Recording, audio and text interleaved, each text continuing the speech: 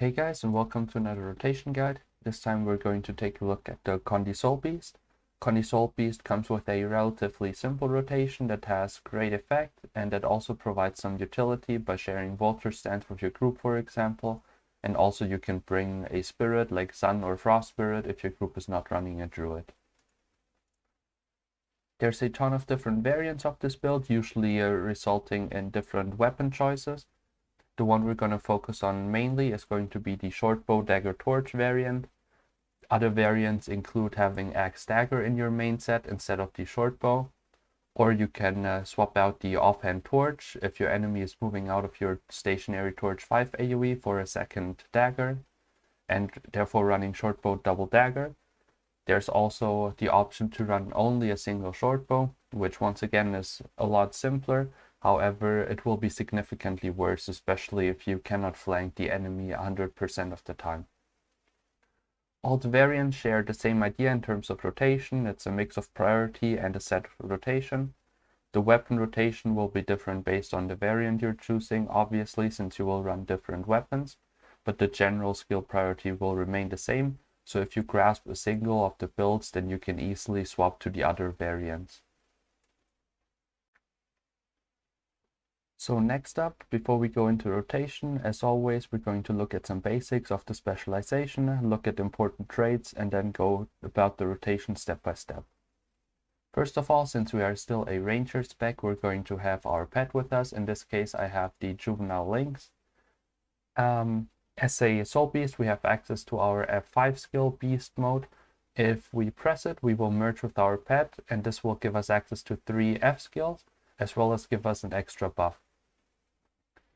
This buff depends on which type of pet you are merged with, and as a condition focused build, we always want to merge with a deadly pet, because as you can read in the tooltip, it increases our condition damage and precision. The 3 main pets that we can use would be Lynx, Bristleback, and Warthog, but also sometimes Iboga if we need extra confusion.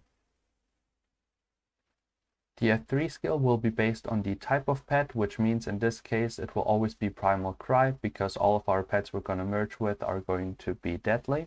The F1 and F2 skill depend on the specific pet you're using.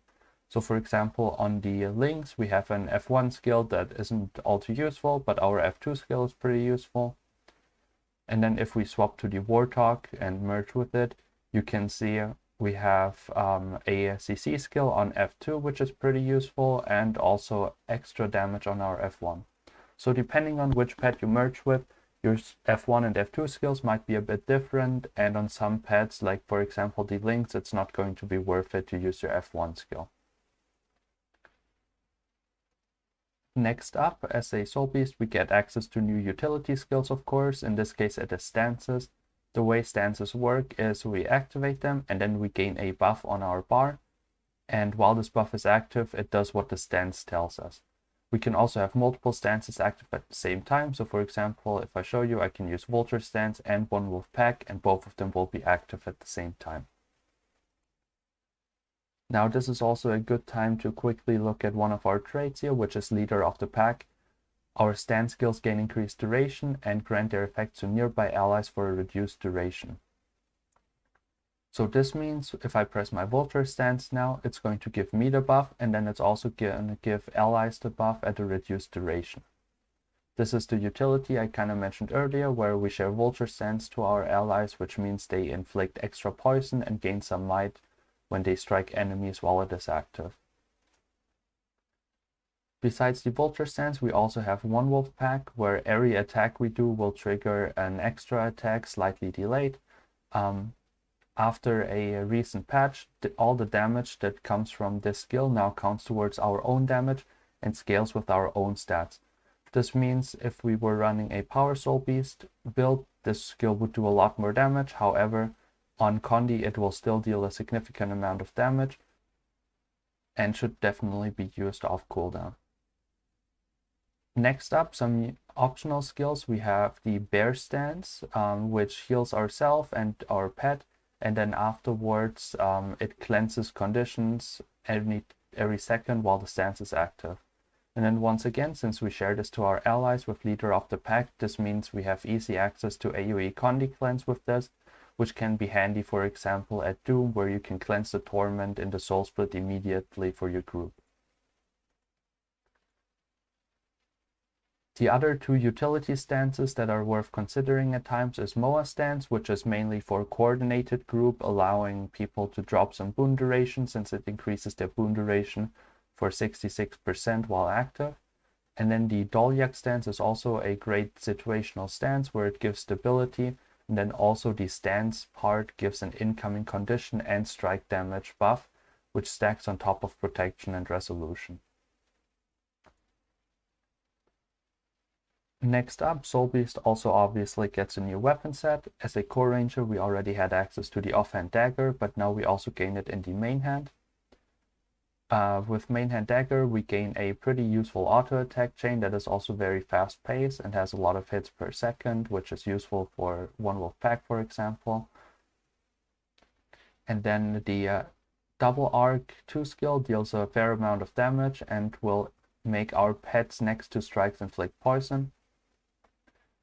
And then our Dagger 3 skill is great for mobility, and if we hit an enemy, we will also gain quickness, which is useful if your group is lacking some quickness uptime. If you're in a pack, for example, you can use this a bit more often to cover a bit of quickness for yourself. Lastly, of course, we are still a ranger spec, so what we do have is we have access to spirits. If your group doesn't have any other ranger bringing the spirits, it is probably the best idea if you take at least one of them. Sun Spirit is very good in condition-based groups to boost all their damage. Frost Spirit is good to boost all the power damage. And then Storm Spirit can be useful to provide some utility in forms of vulnerability. Next up, we're going to look at some of the important traits. First of all, it is important to note that while we are merged with our pet, all traits and skills affecting our pet will benefit ourselves instead. For example, I talked about Dagger 2 earlier and how it will make our pets next to strike inflict poison. Since we are merged with our pet, we count as our pet, so this means after using our Dagger 2, you will see we get this buff and our next two attacks are going to inflict poison instead of our pet. Now, in terms of actual traits, flanking is very important on Condi Soulbeast. You will have a higher crit chance and deal increased damage while you are flanking because of the Hunter Tactics trait. And then there's two different trait variants depending on which build you're running, which either you're going to run light on your feet or quick draw. If you're running a light on your feet variant, which you will most likely run when running with a short bow, then you will see that your short bow attacks while flanking are improved, which makes flanking even more important when running this variant. Light on your feet also gives you a damage and condition duration boost after dodging or using the short bow 3 skill. It is nice to reduce the damage loss from dodging in a real fight, but this does not mean that we will actively dodge during the fight because that will still be a DPS loss. The other trait option is Quick Draw, which is when swapping weapons, the next weapon skill we're going to use will recharge faster. We have to be in combat for this, so I'm quickly going to respawn my golem, and I will show you this with the Torch 5. You can see that Torch 5 has a 20-second cooldown. However, if I have the Quick Draw trait, I get into combat, and then when I swap now, I can use Torch 5, and Quick Draw will proc, and it will go down to 6 seconds. This means if you're using any Condi Soulbeast variant that runs the Quick Draw trait, then you would need to worry about which skill you use first on the weapons that you're swapping to. For now, we're going to go back to Light on Your Feet for the short bow build that I want to mainly focus on for later though. Next up, we have Poison Master. Upon using a beast ability, your pet's next attack will inflict poison, and it also increases the poison damage we deal. So, as we know before, your pet's attacks will inflict poison, means that our attack will inflict poison, and beast ability on Soulbeast means our F3. If you are on a core ranger, you will see that beast ability means your F2, the skill you get from your pet. However, on a Soulbeast, after merging, only your F3 will count as such, so this just gives our F3 a nice extra damage boost. Lastly, we have two important traits in the Soulbeast trait line. We already touched on Leader of the Pack earlier. It extends our stances and shares them with allies, which can be really good for utility, like Bear stance, or if we bring Moa stance, Dolyak stance. And then the other trait is twice as vicious. If we inflict hard CC on an enemy, then we will increase our damage and condition damage for a short duration. We have our shortbow 5, which does some hard CC. As you can see, it does not inflict any damaging conditions. However, because of twice as vicious, it will make it worth using this just to get the 10-second buff, because 10% damage and condition damage is quite a significant increase. So now let's look into the rotation step by step.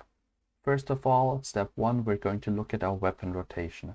We will have a very fluently looping weapon rotation on any of the build variants.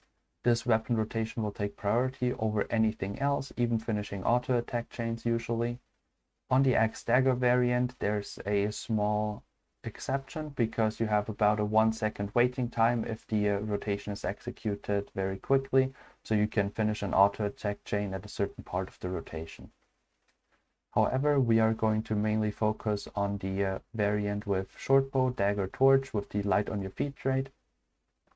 Learning the weapon rotation without any other skills by heart is very useful in my opinion, since this is the base for your full rotation and you can already get pretty solid DPS numbers by just pressing your weapon skills in the correct order. Now let's quickly look at the weapon rotation for our shortbow, dagger, torch build with the light on your feet variant.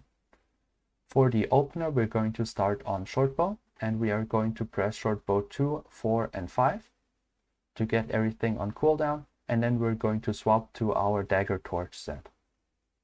So we're going to use 2, 4, 5, and then swap. Now the one main thing to watch out for here is that shortbow 5 will actually interrupt other skills, so you want to make sure to not press shortbow 5 too quickly, or else you can cancel your shortbow 4. I will quickly show this here. Okay, well, this time it didn't work. So right now you see that my shortbow 4 didn't go on the full cooldown because I canceled it with the shortbow 5 here. So you just want to be careful, use 2, 4, 5, and then swap to the dagger torch. And now after this opener, we can start with the full rotation. So once we are on on our dagger torch set, we can use dagger 2, torch 4, and torch 5. We can always queue these skills up together, which means once you're casting one skill, you can already queue the next. So we're going 2, 4, 5. Then we just auto attack until our 2 skill is up, use our 2 skill again, auto attack until 2 and 4 both come up at the same time, and then we use 2, 4, and swap back to shortbow. Now once we are back on shortbow, what we're going to do is 2, 4, and 5 again, auto attack until 2 is back up, use 2, and then auto attack again. Once 4 comes back up, we use our 4 skill, and then we use one last 2 skill before swapping back. And this is the entire loop. Now, if you used your shortbow 5 in your opening, it might not be up right away. It's just important that you will use shortbow 5 at any time during your shortbow loop after using your 2 and 4 skill. Basically, it has a smaller cooldown than your rotation is, so this means that it will slowly shift towards the beginning of your rotation until you can cast it at the very start after casting 2 and 4. Now I'm quickly going to respawn the golem and show everything in action once, doing the full loop and opening. So we're starting on the shortbow set. Remember to always stand behind the golem to flank. We're going to use 2, 4, 5. Swap 2, 4, 5, and then we auto attack until 2 is back up. We use 2. We auto attack until 2 and 4 are back up. 2, 4, swap 2, 4. Now you see my shortbow 5 is still a bit on cooldown, so we wait. Once it's back, we use it. Then we use shortbow 2, shortbow 4 when it's back, and then one last shortbow 2 before swapping again. And then we start our dagger rotation again with 2, 4, 5. Auto attack until we have 2, and we keep going like this. We use 2, 4, swap, 2, 4, and now you see our shortbow 5 is up right away. and now we can always repeat this. And as you can see in the bottom left corner, maybe, if I quickly remove the chat cover that I accidentally still had on, you will see we were doing 21.3k DPS on the first number just by pressing our weapon skills in the right order, and I didn't have any food on, and I'm missing like half the infusions.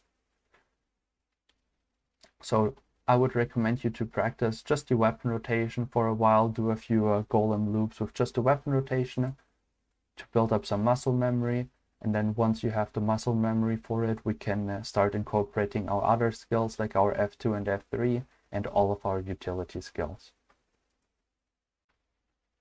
Now next up, we're going to try to integrate our beast mode abilities into the rotation. These have a lower priority than your weapon rotation, and different pets have a different priority system. So for example, when we are merged with the lynx, our F2 skill is going to take priority over our F3 skill. And in general, we always want to weave in our beast mode skills whenever we are not using any weapon skills. This means we're going to use them instead of auto attacks, but we're not going to delay our weapon rotation in order to cast a beast mode ability.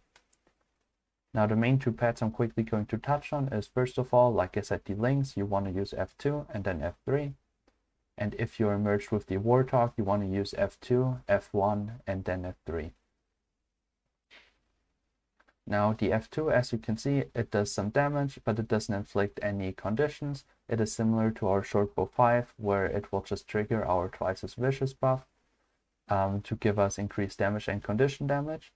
Therefore, if you use this pet in a real fight, obviously you want to save your CC skills at times, but you don't want to delay the CC skills too much because it will tank your damage a bit by not giving you the twice as vicious buff. Now for the main golem rotation, we're going to use the lynx pet on the dagger torch build. So what we're going to do now is we are going to do our regular weapon rotation that we learned in the last step. And then whenever we are not pressing a weapon skill, we will use our F2 and our F3. This means after the initial opening, once we got all of our weapon skills off cooldown, we will press them for the first time. And then whenever they come back up, we will press them. However, if we are currently in the middle of the weapon rotation, we're going to do that instead. So I'm going to start the golem with 2, 4, 5, swap, 2, 4, 5. Now it's time to incorporate the beast mode skill. And now we do the same as before of just auto attacking until our weapon skills are back up. And then once again, we swap back here. Our F2 comes back up, so we use it. We focus on our weapon rotation. Our F3 came back, and we still do the exact same weapon rotation. We swap 2, 4, 5. Auto attack. We use our F2 whenever it's up, but we still prioritize our weapon rotation. So now I use 2, 4, and 5 first, and then the F3 after, as in to not delay that. Now I use shortbow 2 before my F2 because it takes priority. Shortbow 4, shortbow 2, and swap back and just repeat the whole thing. I'm going to finish this one loop again, and then afterwards I'm going to stop it here. We go back to our set, and as you can see on the second number, we're already doing almost 25k, once again without any food. And that is just by incorporating our beast mode abilities into the standard weapon rotation. So we still got our utility skills to go, and that is going to be the next step for the rotation. So next up in step 3, we're going to include some other utility skills and also set up the general priority list. So for the basics, we are going to have Vulture Stance and Sharpening Stones as instant cast skills. This means we will cast them off cooldown whenever they become available, even if it is during another cast. And then we have One Wolf Pack and Viper's Nest, which do have a cast time, and their priority will be above the beast mode skills. This means our general priority is, first of all, we still focus on our weapon rotation to not delay that ever. Second of all, the next highest priority skill is One Wolf Pack. Then it is Viper's Nest. Then we have our Lynx F2. And then we have our Lynx F3. And then once again, Vulture Stance and Sharpening Stone will just be used off cooldown since they have no cast time.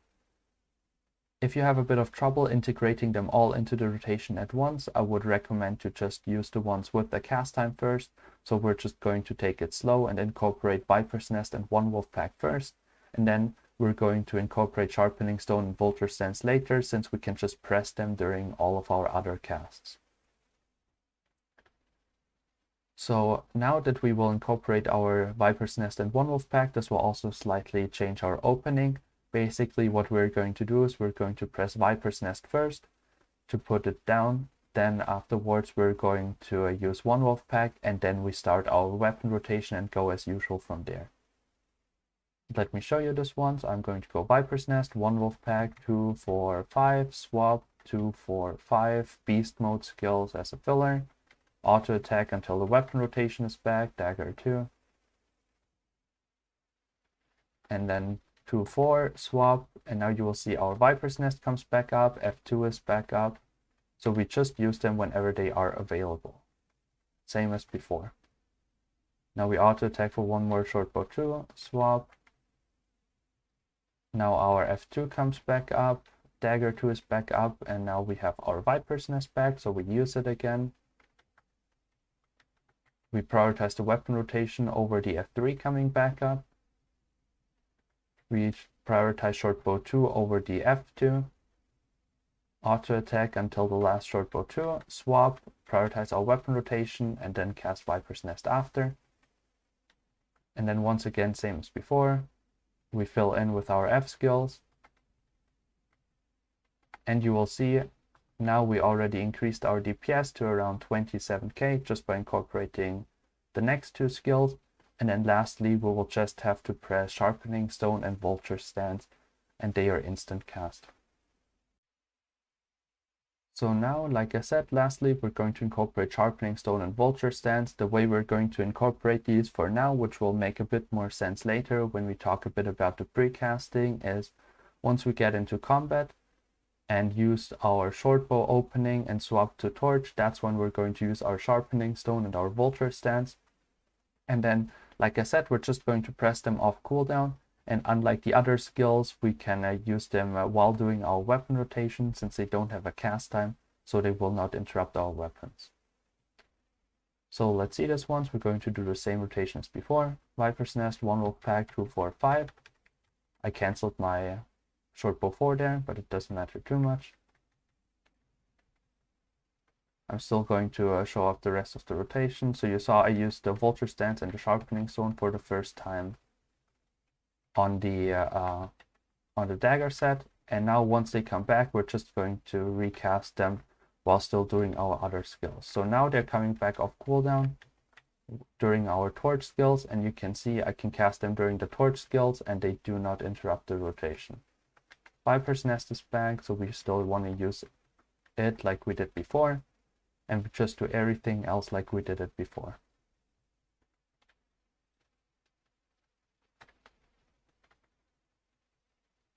Now once again, our Vulture Stance is going to come back up, and our Sharpening Stone, so we used it during the Torch 5 cast, since it doesn't interrupt any casts. And now you can see we're at about 30k DPS by adding all of our skills, and the only thing that is missing now, obviously besides the food, is a few extra precasts you can do, and then we are fully done with the rotation. Okay, so lastly, let's talk about the precasts. On the short bow dagger torch build, there's a total of 3 precasts that you can do here on the golem and in most raid fights. Obviously, if you're playing this build in fractals, there is a ton more precasts you can usually do at the Mistlock Singularity. For example, your F3 skill will give you some quickness, your We Heal as 1 extends all your boons, and so on. But for now, we're going to look at what we can do here on the golem and in a raid encounter. So first of all, our short bow 4 skill makes us inflict bleeding on our next 3 attacks. So if we use this, you will see we get this buff on the bar. On our dagger 2 skill, our next 2 attacks inflict poison. So if we use that, we also have this on our bar. And then lastly, Sharpening Stone makes our next 10 attacks inflict bleeding. So we can also precast this. It has a 30-second duration and a 30-second cooldown. So if you are in a pickup group, for example, and you do not know when they are going to start the boss, you can still cast Sharpening Stone off cooldown before the boss for the extra DPS boost at the start. And then whenever it comes back on cooldown in the rotation, that's when you just press it immediately. So what we're going to do on the Golem now in terms of the precast is we're going to use Shortbow 4, Sharpening Stone, Dagger 2, and then we're going to reset our cooldowns with the special action key, and we start our rotation.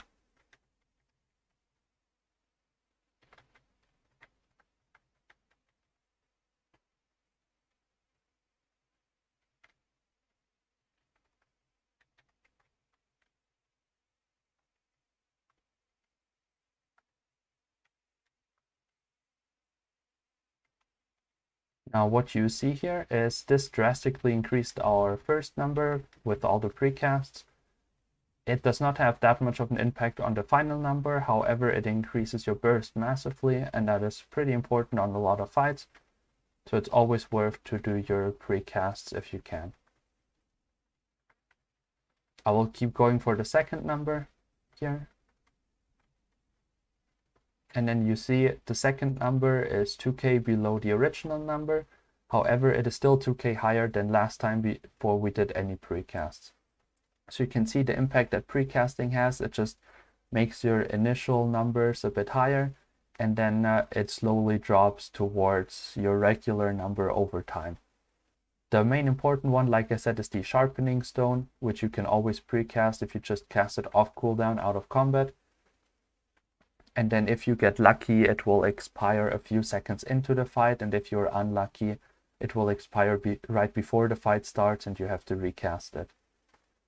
And then your Dagger 2 is usually also a safe bet. If you know when your fight is going to start, you're just going to be on your Dagger set, use your Dagger 2 and swap before the fight starts. If you think this is too risky and you might think you might get stuck on the Dagger set, the fight starts and then you get weapon swap cooldown when swapping, you can skip the Dagger 2. However, the Shortbow 4 precast is still very useful to do, and you can kind of do it similar to the Sharpening Stone. So now I put on some food for the standard benchmark settings, and I'm going to show you one full rotation until the Golem dies, including the precast done before.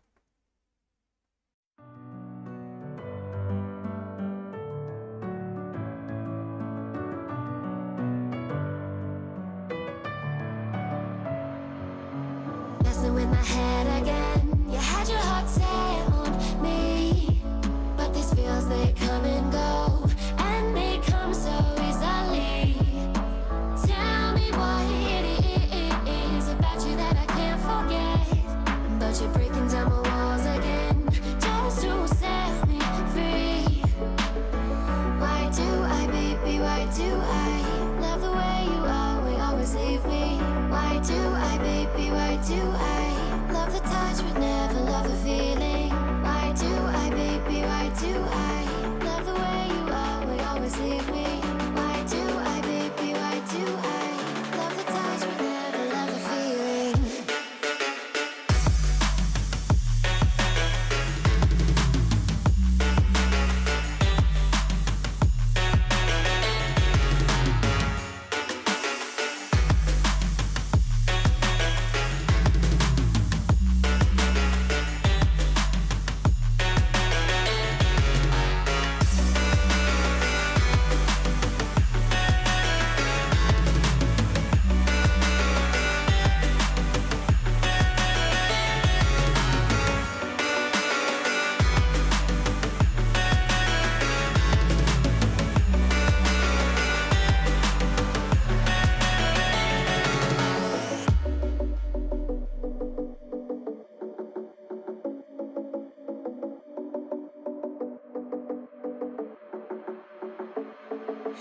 Staying up when I go out, you gotta know